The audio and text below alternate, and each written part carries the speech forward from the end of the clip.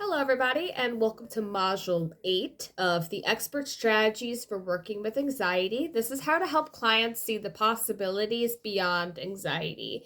This is by Scott Miller, Kelly McGonigal, Ron Siegel, Joan Borysenko, and Ruth Buczynski. Let's get into it.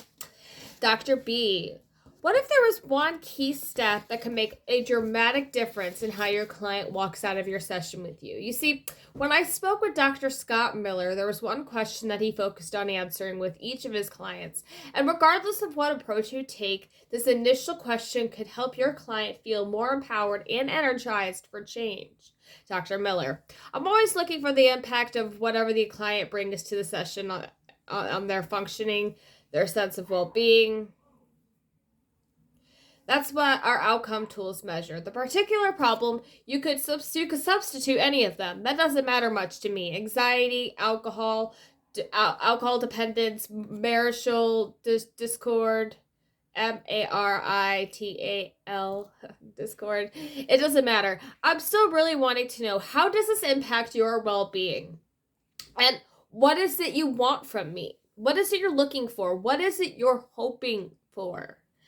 So I don't have any particular way that I work with anxious people necessarily. I know that some think if they fit within generalized anxiety disorder, that we're going to do cognitive behavioral therapy or stress inoculation work, inoculation work.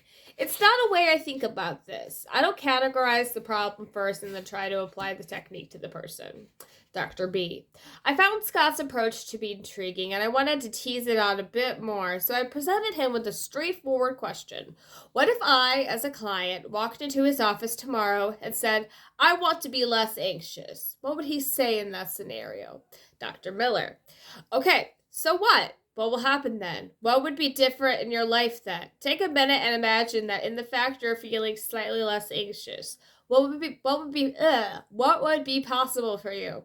Dr. B, okay, good question and interesting to think about. So I dug deeper. What if the client hoped to be less anxious so that they could go out on more dates or be able to articulate their ideas better at work?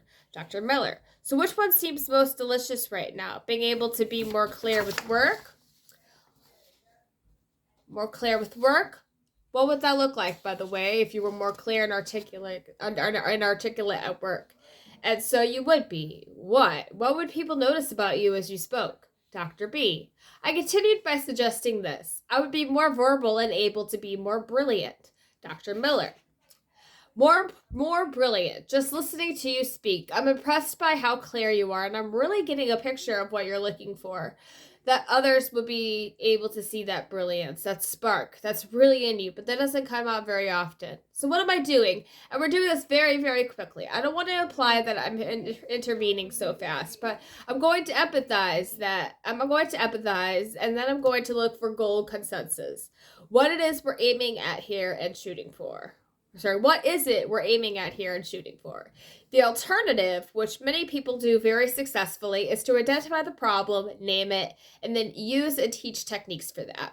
Very often, I find that simply having people envision where they're going has them leave the visit feeling somewhat empowered. Of course, the proof of the pudding is in the tasting. Next time when they come back, all my good ideas, if that hasn't resulted in progress on the outcomes tool, then I need to go back on the drawing board. Maybe I misunderstood. Maybe I missed them. Maybe I missed their goal. Maybe I didn't align our methods with their preferences. Dr. B. So in Scott's process, he doesn't just focus on the problem a client may be facing.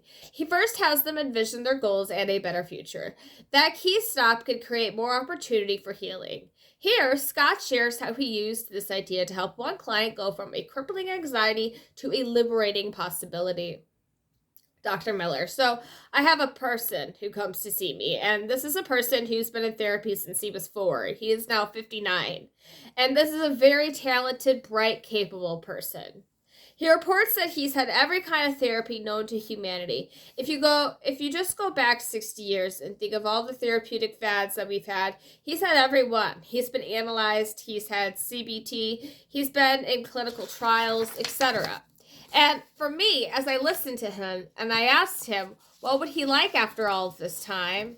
And by the way, His diet is very restricted. He can't go out of the house. He has all of his food delivered to the house. And the fear is that he will end up with some kind of germ, an infection that would make him throw up. And he's absolutely petrified of throwing up. One time when he got close, he says that he has it for years and years because of his very strict way of living. He put a shotgun in his mouth and sat there for a while because he decided it would be better to blow his brains out than to throw up. So I'm listening to all this, and I, at some point or other, when it seemed right, I say, well, what is it you do want after all these years? What is it you're looking for? He looks at me like I'm nuts and says, well, don't you know? I said, well, no. I said, I don't know. Now think of all the alternative avenues we could have gone on. We could have done CBT for his phobia about throwing up. We could have done all sorts of things. But he had done all of those things. He says to me, don't you know? And I said, no, frankly, I don't know. And he says, well, I want what you've got. I said, what do you have? What do I have that you don't have? And he says, look, you come to this office every day. You meet with people, he says. I imagine that you have a family, he says. He says, I've never really been out with anybody. I'd like to go out with somebody. He's 59 years old, he says. I'd like to go out of the house. And we talk about this. As we talk about this, suddenly for him, it starts to seem more possible.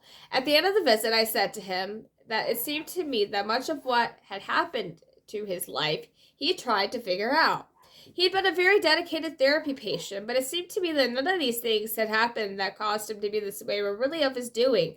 I said it seemed like that he had just had bad luck. He'd had bad cards dealt to him in his life, from his parents to his experiences with women, etc. Again, shocking. He was shocked by this comment.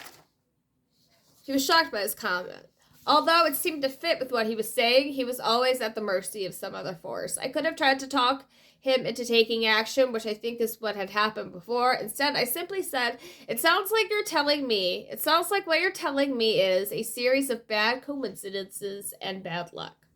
When he comes back the next time, he tells me that he's decided he's going to go out of the house, and when I ask him why, he says, well, because if really this is caused by bad luck, he says, bad luck could happen whether or not I was in my house or not.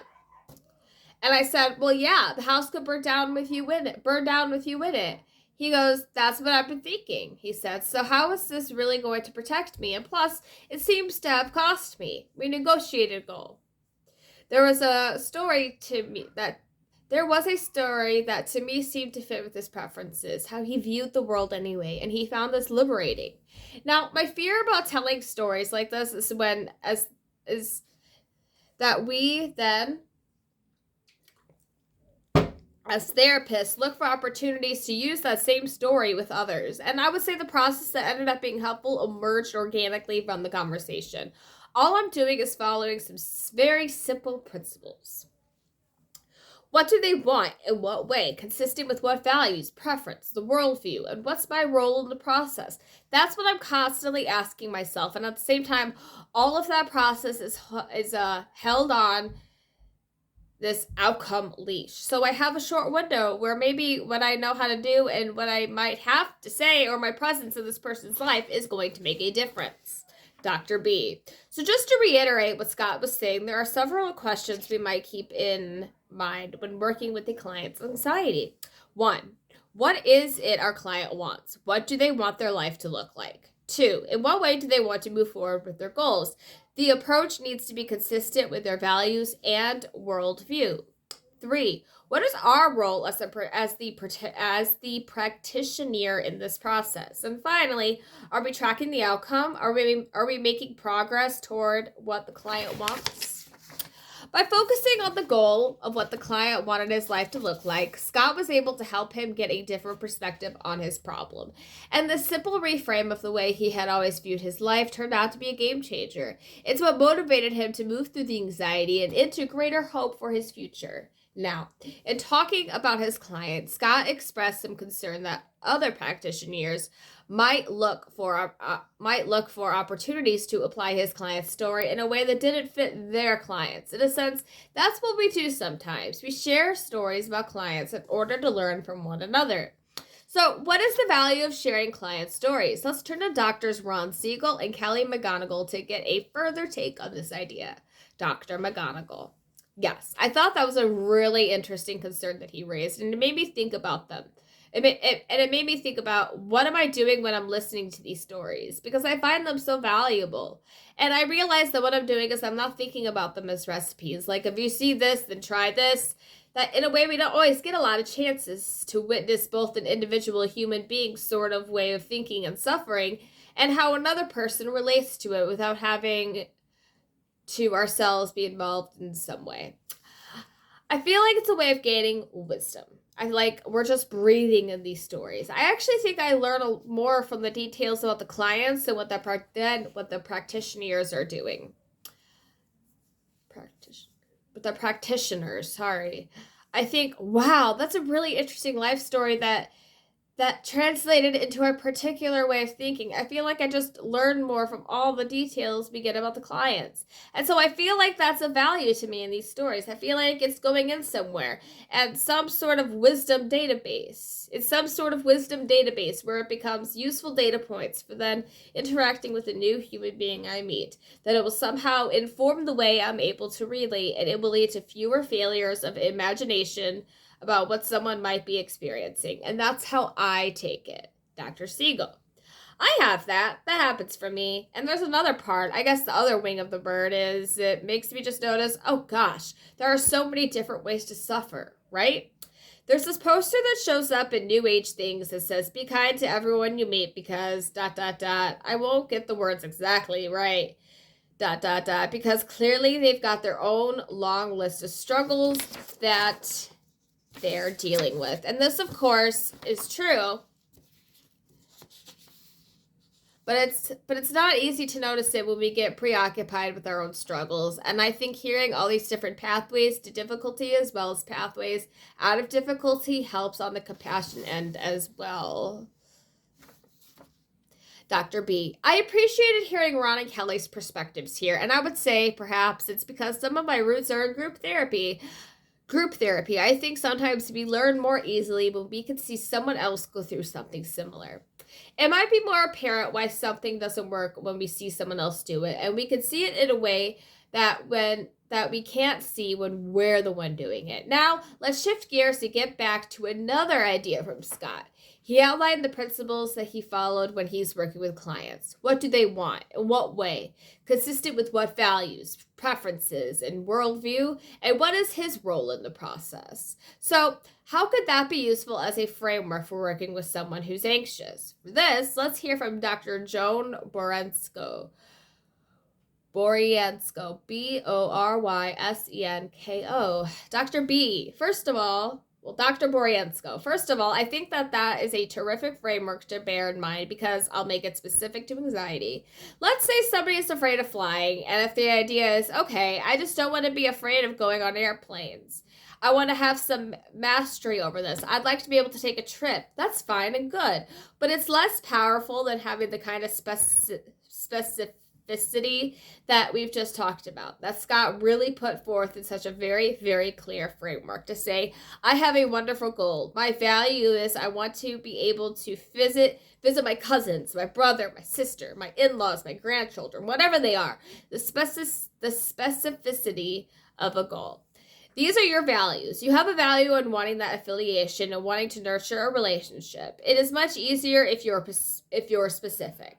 Just as somebody who says, well, I want to be healthier, but you don't break down what health means.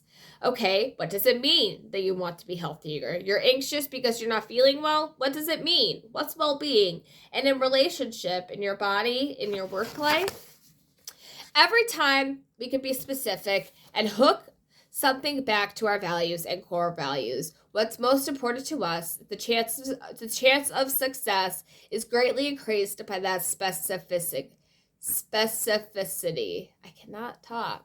SPECIFICITY,